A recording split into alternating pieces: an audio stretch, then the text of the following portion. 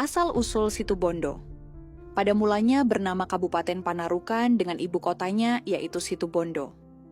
Menurut Pemeo yang berkembang di masyarakat, arti kata Situbondo berasal dari kata siti yaitu tanah dan bondo yaitu ikat.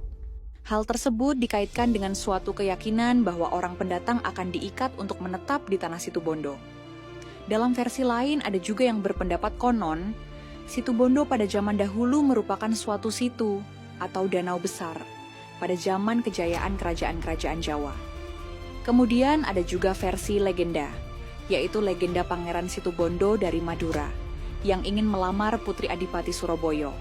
Namun lamarannya ditolak secara halus dengan syarat membabat hutan di timur Surabaya.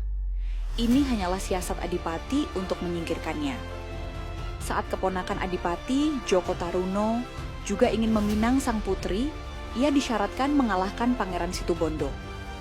Dalam duel, Joko Taruno kalah tapi tidak tewas, lalu mengadakan sayembara. Siapapun yang bisa mengalahkan Pangeran Situbondo akan mendapat separuh hartanya.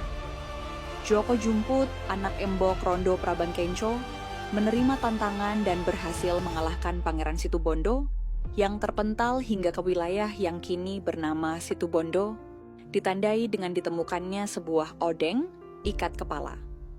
Pangeran Situbondo yang ditemukan di wilayah Kelurahan Patokan dan sekarang dijadikan ibu kota Kabupaten Situbondo.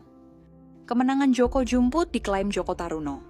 Tapi saat diuji lewat pertarungan ulang, Joko Taruno terbukti berbohong dan dikutuk menjadi patung Joko Dolok.